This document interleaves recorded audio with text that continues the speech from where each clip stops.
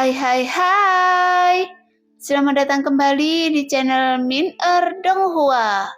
Kali ini kita akan melanjutkan cerita Donghua, Battle Troop di Heaven. Gak pakai lama lagi, langsung aja kita ke ceritanya. Check it out. Setelah patung batu menerima pukulan dari Xiaoyan, dengan cepat retakan menyebar ke seluruh tubuh patung batu. Kemudian setelah beberapa saat, tiba-tiba retakan pada patung batu meledak dengan keras. Tuar! Segera dampak ledakan menyebar berubah menjadi kabut darah merah. Tapi anehnya, di antara kabut darah sepertinya samar-samar ada sosok di dalamnya. Bahkan setelah kabut darah berangsur-angsur memudar, tiba-tiba Chang Yuhua juga mendapatkan kejernihannya kembali, yang menunjukkan Chang Hua telah mendapatkan akal sehatnya lagi. Hanya saja, kulit beserta wajah Chang Yuhua terlihat sangat pucat. Bagaimanapun, dia telah lama berada di bawah kendali jiwa penguasa klan Guntur Ekstrim, yang menyebabkan banyak kerusakan pada tubuhnya sendiri. Sialan, apakah sosok ini penguasa Guntur Ekstrim? Bukankah seharusnya tubuh fisiknya telah jatuh? Xiaoyan berkata dalam hatinya, sedikit menyipit matanya sedikit. Jelas dia dapat melihat sosok yang berdiri di kabut darah yang membuat dia merasa tidak senang. Setelah beberapa saat, kabut darah berangsur-angsur mulai menghilang. Jadi secara alami, sosok yang berada di dalam kabut darah secara bertahap mendapatkan kejelasannya. Namun tepat ketika kabut darah benar-benar menghilang, tiba-tiba sosok Suguhan membeku seketika. Karena dia dapat melihat sosok itu dengan jelas, dan bahkan ada ekspresi panik yang terpancar di wajahnya. Tuan, apakah Anda benar-benar masih hidup? Setelah tertegun sejenak, suara berat Suguhan langsung keluar. Jelas dia tidak mungkin salah melihat sosok familiar di dalam kabut darah, karena dia adalah tuannya sendiri, yang bernama Chang Qitian, penguasa klan Guntur Ekstrim. Mendengar itu, mata Xiaoyan juga sedikit menyipit, kemudian menatap sosok di depannya dengan dingin. Pada saat ini, Suguhan telah kehilangan akal sehatnya, jadi tanpa sadar dia membuat penilaiannya sendiri. Melihat situasinya telah berubah, Xiaoyan menyebarkan kekuatan jiwa lama reruntuhan setelah langkah. Kemudian menyapu ke arah sosok yang berada di dalam kabut darah sebelumnya untuk mencari petunjuk dari sosok ini. Apakah ini boneka? Tetapi sepertinya dia benar-benar penuh dengan kebencian. Apakah dengan cara ini dia ingin membalas dendam?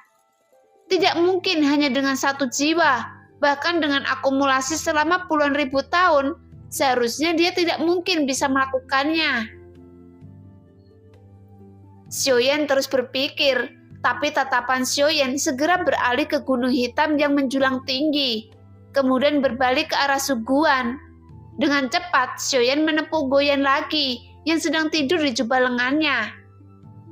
Goyan, apakah gunung hitam ini juga termasuk dari pembatasan?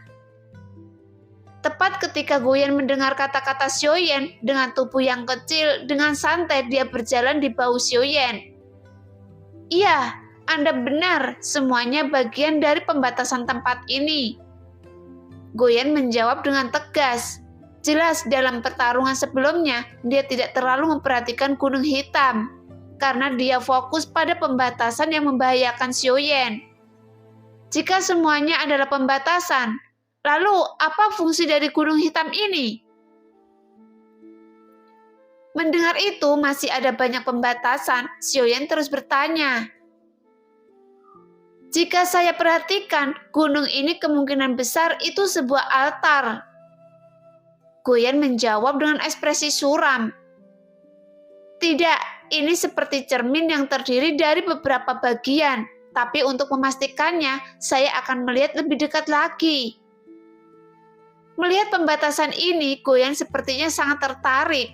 Dengan cepat, dia langsung terbang ke atas kepala Xiaoyan. Kemudian matanya yang besar meledak dengan cahaya biru, langsung menutupi pegunungan hitam di depannya. Jadi begitu, ternyata pembatasan ini adalah formasi bunga matahari. Dan semua mayat ada di bawah gunung hitam. Di antara mereka ada beberapa yang memiliki kebencian yang sangat kuat, bahkan dia belum lama ini terbunuh. Setelah Goyen melihat susunan formasi ini, dia segera kembali ke Bao Xiaoyan dan berkata dengan suara rendah, "Siapa yang telah membuat susunan formasi ini?" Xiaoyan mendengus dingin, matanya terlihat rumit, karena situasi di tempat ini bahkan jauh lebih rumit dari yang dia bayangkan. Seolah-olah kebenarannya tidak sesederhana kelihatannya. Namun sebelum Xiaoyan dapat berbicara lagi, tiba-tiba sosok dalam kabut darah berubah menjadi kilatan cahaya lurus merah panjang dan bergegas langsung ke arahnya. Melihat itu, Xiaoyan dapat merasakan kebencian yang sangat kuat, dan dengan cepat sosok yang muncul di depan Xiaoyan. Tapi tampilan sosok ini cukup menakutkan karena dia memiliki wajah gelap dengan fitur wajah kabur. Bahkan penampilannya tidak lagi menyerupai wajah manusia. "Jangan biarkan orang ini lari. Saya akan merebut tubuhnya apapun yang terjadi. Saya adalah penguasa guntur ekstrim dan saya bisa menggunakan guntur untuk melindungi klan guntur dari 9 surga saya." Pada saat ini, sosok yang menakutkan itu benar-benar mengeluarkan raungan yang dalam. Namun dia bahkan tidak bisa membuka mulutnya sepenuhnya, karena sebagian besar wajahnya telah mengalami pembusukan. Tapi setelah suaranya keluar, tiba-tiba sebuah kilatan cahaya guntur meraung dan tiba-tiba muncul di kehampaan. Bahkan pada saat Xiaoyan melihat guntur ekstrim, dia sedikit mengernyit, karena dia baru merasakan energi yang dipancarkan oleh guntur ekstrim begitu tajam untuk pertama kalinya. Namun guntur ini lebih terlihat seperti seberkas cahaya yang menyapu. Jadi tidak peduli bagaimana Xiaoyan melihatnya, itu bukan seperti kekuatan guntur, tetapi lebih seperti seberkas cahaya yang diselimuti oleh guntur. Bahkan yang lebih mengejutkan lagi, guntur ekstrim yang datang ini sepertinya mematuhi perintah sosok di depan Xiaoyan sepenuhnya, karena dia dan langsung menuju ke sosok ini. Tepat ketika guntur ekstrim bergegas masuk, tiba-tiba sosoknya muncul di atas kepala Xiaoyan dalam sekejap mata. Bahkan sebelum Xiaoyan sempat bereaksi, kilatan cahaya guntur menghantam tubuh Xiaoyan dengan keras. Tuar!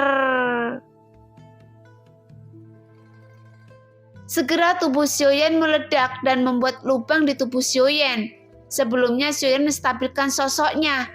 Tiba-tiba sosok itu telah menunjuk ke arah Xiaoyan, dan kilatan cahaya guntur yang sangat tipis memadat dari ujung jarinya. Bergegas ke arah Xiaoyan dengan kecepatan yang sangat cepat. Tuar!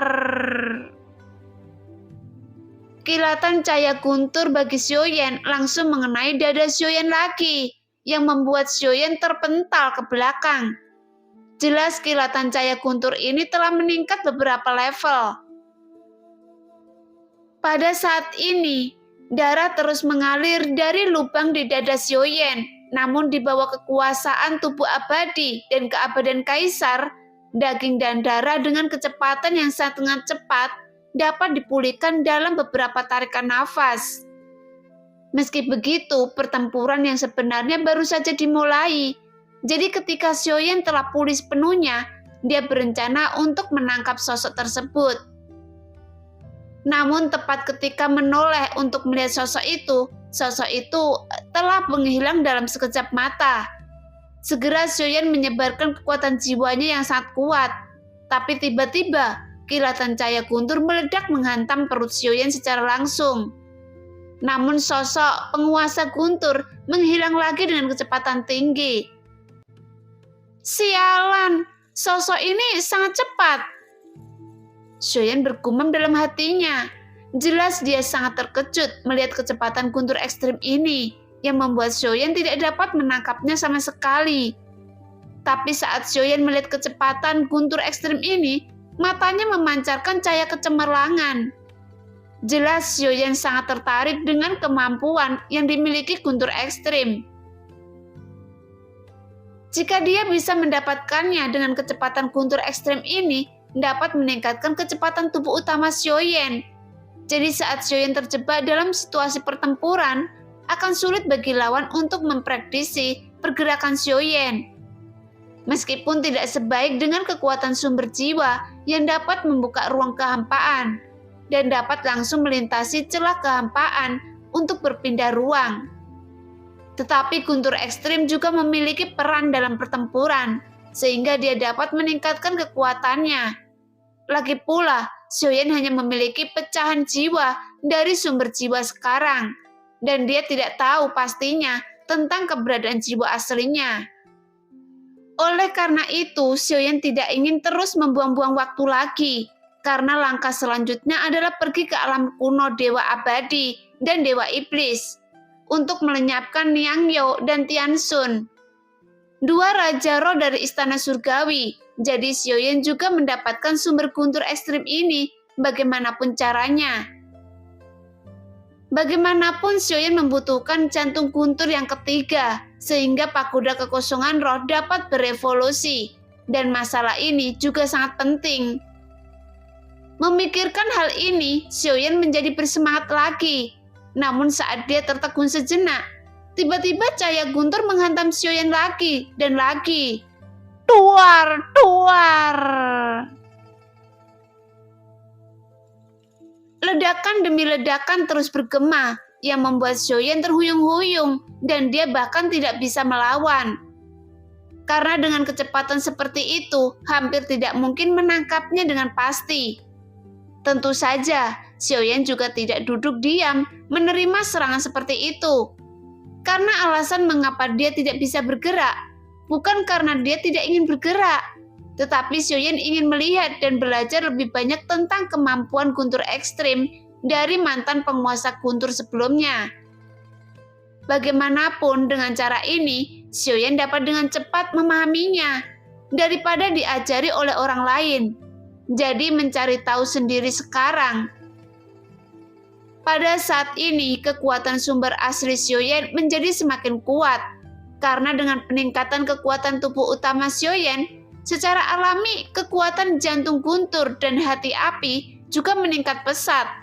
Dan tidak seperti sebelumnya yang terasa hambar karena tidak memiliki cukup energi untuk mendukungnya. Jadi meskipun Xiaoyan terlihat dipenuhi dengan luka, tetapi luka dari dampak serangan tidak semakin parah. Orang macam apa ini? Ini benar-benar tidak mungkin. Mengapa orang ini mampu menahan serangan guntur ekstrim? Jelas, saya telah melihat dengan mata kepala saya sendiri sebelumnya, bahwa tuan saya dapat membunuh orang kuat yang memiliki tubuh abadi. Suguan tercengang saat melihat adegan itu.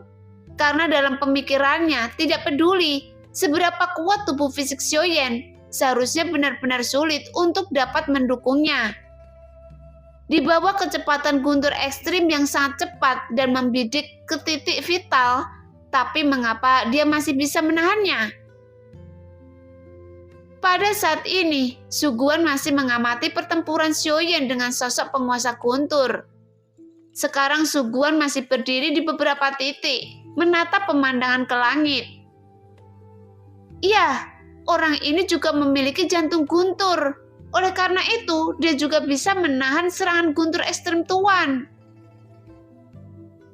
Memikirkan hal ini, tubuh Suguan tiba-tiba bergetar, matanya menjadi suram. Tanpa sadar, sosoknya sudah mundur ke belakang. Namun pada saat ini, tiba-tiba sebuah suara seringan lonceng perak terdengar di telinganya. Jangan buru-buru pergi, jika tidak suami saya akan sangat marah. Bukankah Anda telah merencanakannya selama puluhan ribu tahun? Jadi mengapa Anda memilih untuk menyerah? Tepat ketika kata-kata itu jatuh, Suguan tiba-tiba menoleh. Kemudian dia melihat seorang wanita yang sangat cantik di sampingnya. Dengan senyum tipis yang menggoda, namun itu juga memperingatkannya bahwa dia tidak boleh pergi sekarang.